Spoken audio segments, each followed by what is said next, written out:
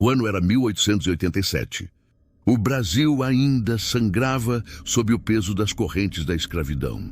E a Fazenda São Benedito, no interior de São Paulo, era um retrato cruel dessa realidade. A propriedade estendia-se por centenas de alqueires de terra vermelha, onde o café crescia, regado pelo suor e lágrimas de mais de 100 pessoas, escravizadas. A Casa Grande erguia-se imponente no alto da colina, suas paredes brancas contrastando com as telhas vermelhas que brilhavam sob o sol escaldante. Suas varandas amplas e ornamentadas ostentavam o poder e a riqueza construídos sobre a exploração humana. O cheiro de café torrado misturava-se ao aroma das flores do jardim da Sinhá, criando uma falsa atmosfera de paz que não conseguia mascarar a brutalidade que acontecia a poucos metros dali. Descendo a encosta, as senzalas formavam uma fileira de construções baixas e escuras, feitas de pau a pique e cobertas com palha.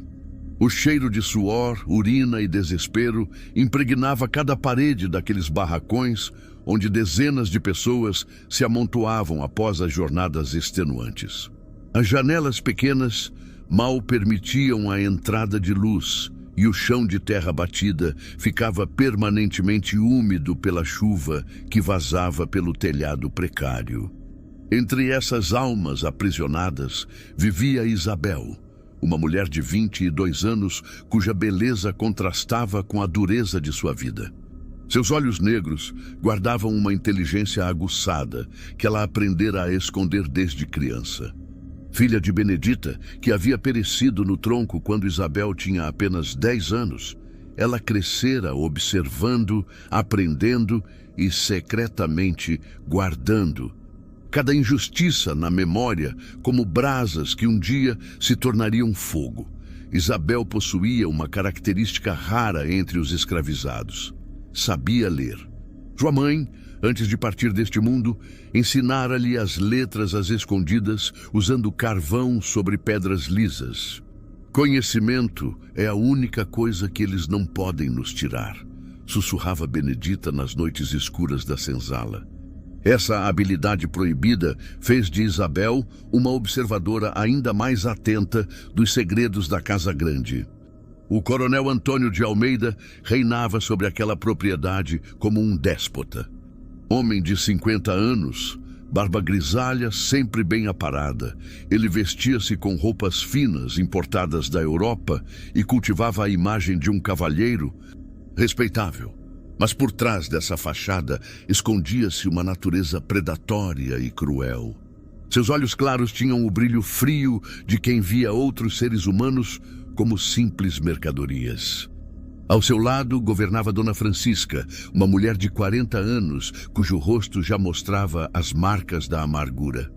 Filha de fazendeiros falidos, ela se casara com Antônio por conveniência e desenvolvera ao longo dos anos um ódio particular pelas mulheres escravizadas, especialmente aquelas que seu marido cobiçava.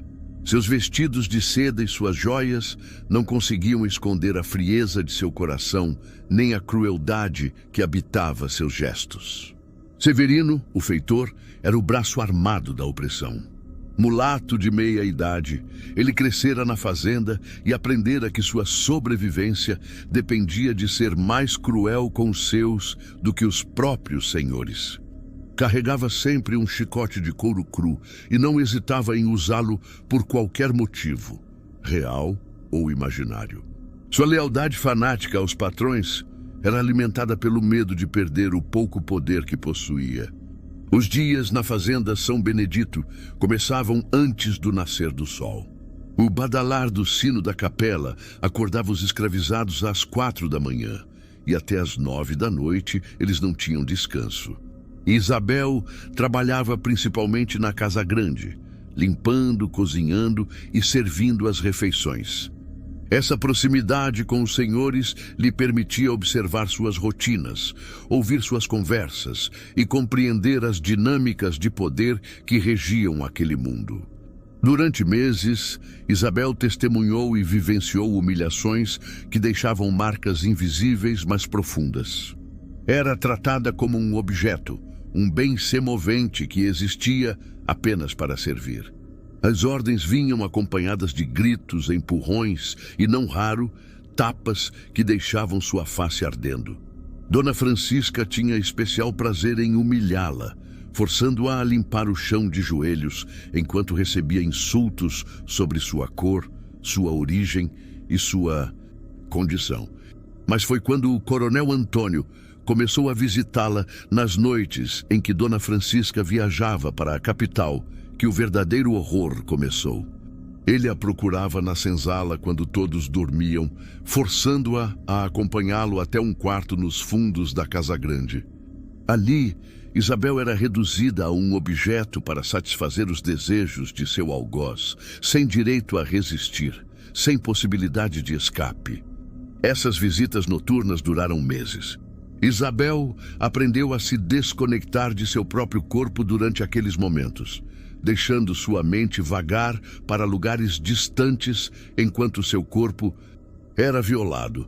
Ela não podia gritar, não podia resistir, não podia sequer demonstrar repulsa.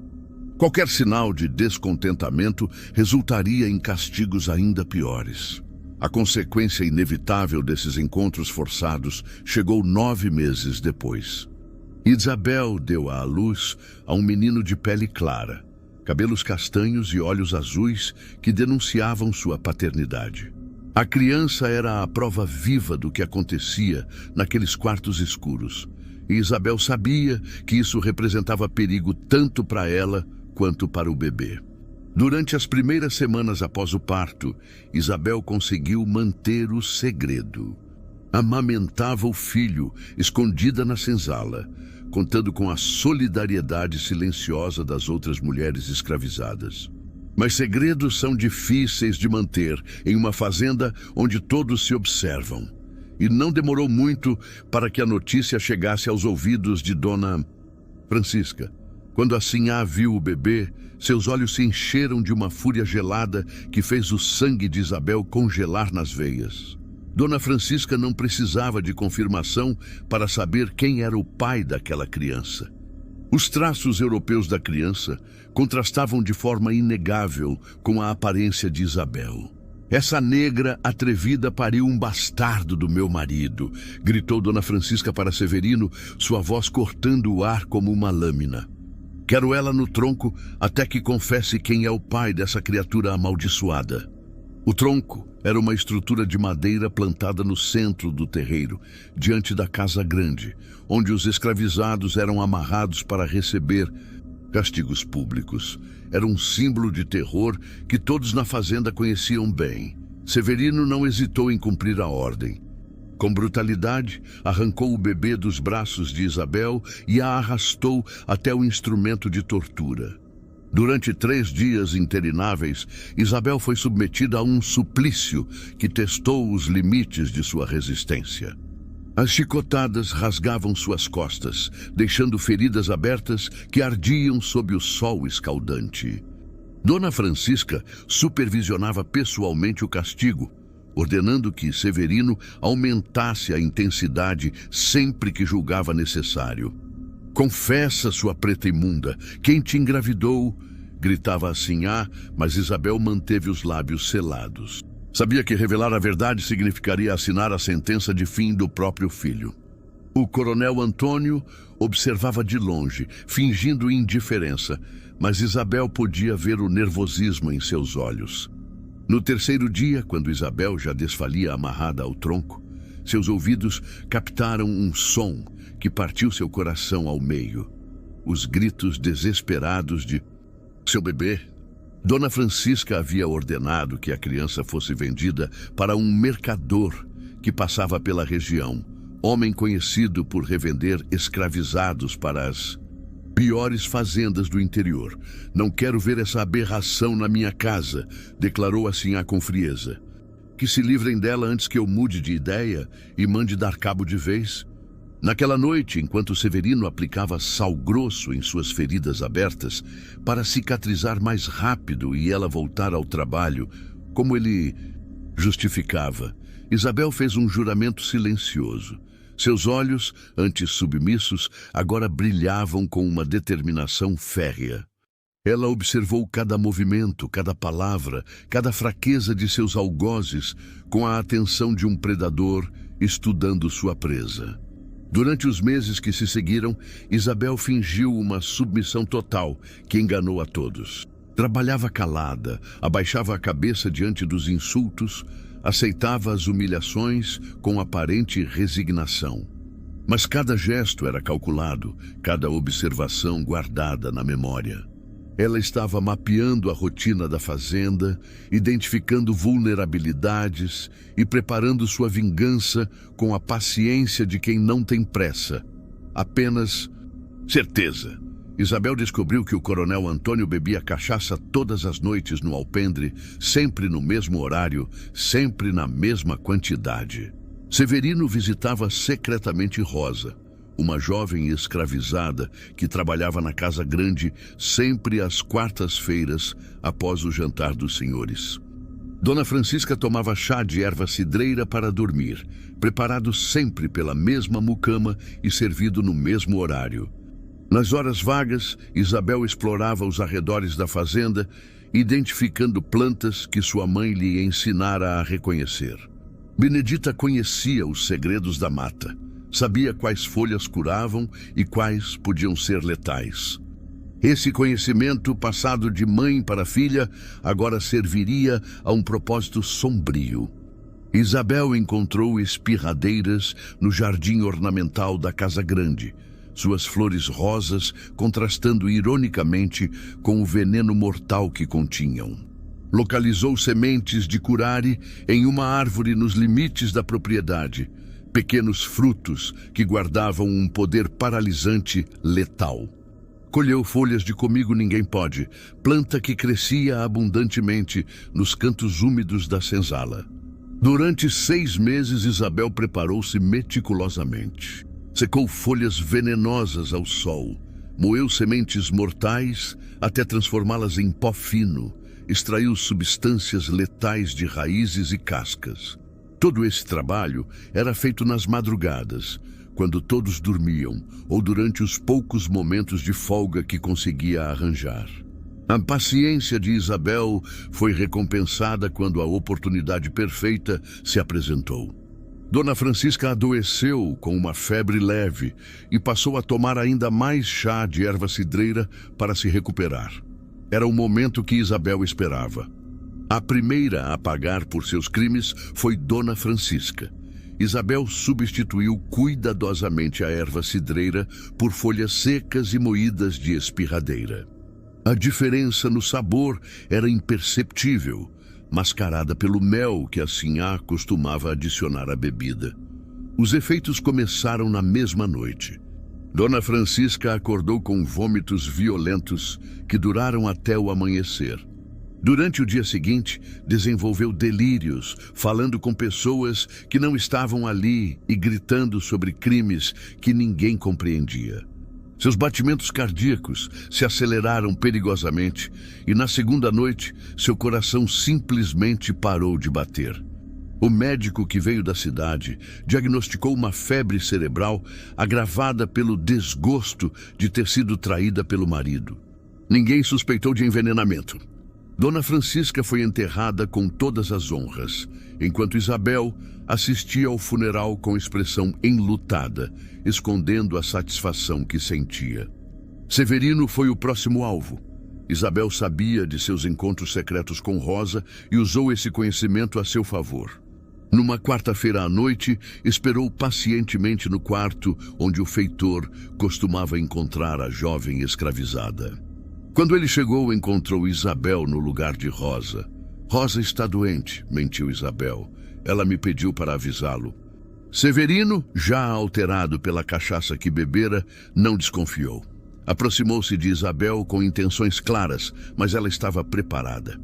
Com movimentos rápidos e precisos, cortou-o com uma lâmina afiada que roubara da cozinha, mirando em pontos específicos que o incapacitariam sem causar o fim imediato. Agora você sabe como é ser tratado como animal, sussurrou Isabel no ouvido dele, enquanto Severino se contorcia no chão. Você vai partir lentamente, como minha mãe partiu no tronco que você mesmo preparou. O feitor agonizou por horas, e Isabel permaneceu ali, observando-o impassível enquanto ele pagava por décadas de crueldade. Quando tudo acabou, ela limpou cuidadosamente o local e espalhou a versão de que Severino havia sido atacado por bandoleiros durante uma de suas rondas noturnas. O coronel Antônio foi reservado para o final, pois sua punição precisava ser a mais elaborada. Isabel começou a envenenar gradualmente sua cachaça com pequenas doses de curare extraído das sementes que coletara na mata. A substância era administrada em quantidades tão pequenas que não causava suspeitas, apenas um mal-estar crescente que o médico atribuiu ao luto pela esposa. O veneno agia lentamente, paralisando gradualmente o sistema nervoso do coronel. Primeiro, ele perdeu a voz, ficando rouco, e depois completamente mudo. Em seguida, seus movimentos se tornaram lentos e descoordenados.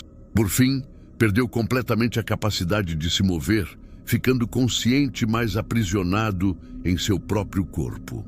Nos últimos momentos de vida do coronel Antônio, quando ele já não conseguia se mover, mas ainda podia ouvir, Isabel se aproximou da cama, onde ele jazia paralisado. Inclinou-se sobre ele e murmurou palavras que o homem levaria para o túmulo. Lembra do bebê que você fez em mim?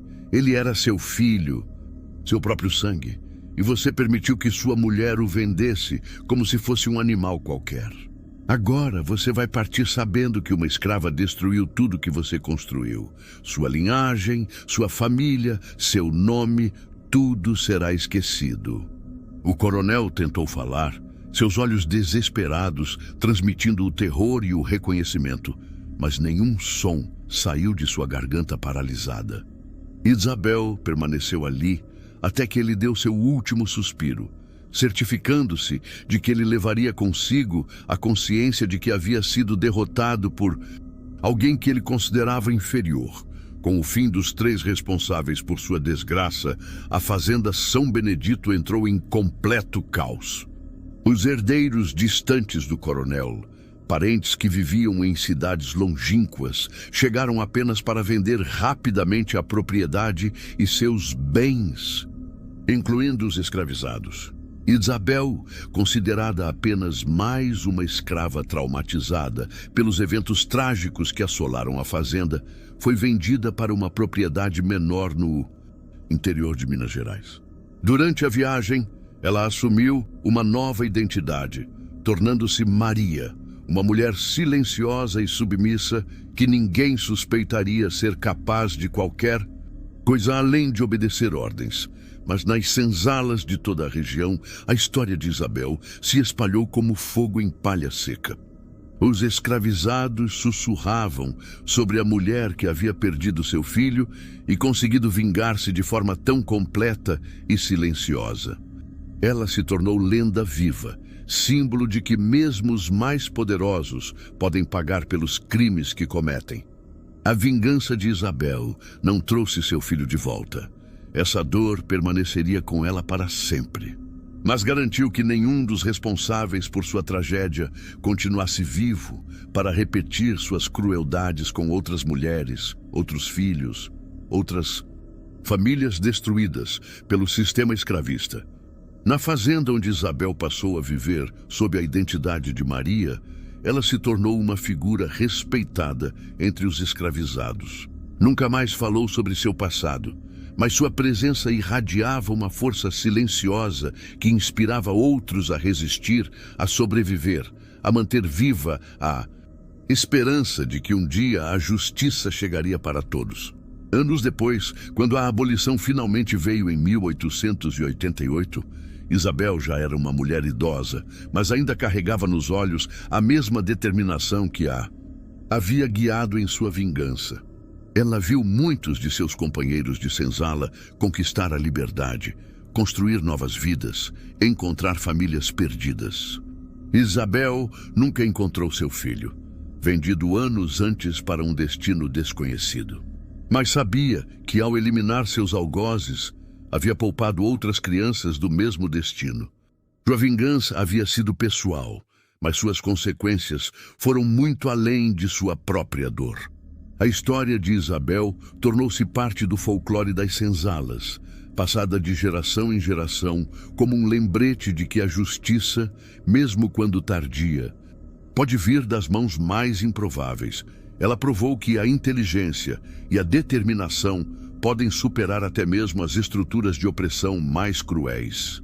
Sua vingança não foi apenas um ato de desespero ou ódio, mas uma demonstração calculada de que aqueles que se consideram superiores podem ser derrotados por aqueles que subestimam. Isabel transformou sua dor em força, sua humilhação em estratégia, sua condição de vítima em posição de poder. A fazenda São Benedito nunca se recuperou completamente da perda de seus proprietários. A propriedade foi dividida e vendida em lotes menores, e com o tempo, a própria estrutura física da casa grande e das senzalas foi se deteriorando. Mas a memória do que aconteceu ali permaneceu viva nas histórias contadas pelos descendentes daqueles que testemunharam a vingança silenciosa de Isabel. Hoje, mais de um século depois, a história de Isabel continua relevante como lembrete de que a injustiça, não importa quão protegida esteja pelo poder e pela lei, sempre pode encontrar uma forma de ser cobrada. Sua vingança foi completa não apenas porque eliminou seus algozes, mas porque transformou uma vítima em símbolo de resistência e determinação. A coragem de Isabel em buscar justiça pelas próprias mãos, mesmo sabendo dos riscos imensos que corria, inspira reflexões sobre os limites da paciência humana diante da opressão sistemática. Ela escolheu não aceitar passivamente seu destino, mas moldá-lo com suas próprias mãos, mesmo que isso significasse caminhar pela escuridão. Você acredita que Isabel teve razão em buscar essa vingança tão elaborada? A justiça que ela fez com as próprias mãos foi legítima diante dos crimes que sofreu? Compartilhe seus pensamentos nos comentários e inscreva-se no canal para mais histórias de resistência e coragem que marcaram nossa história.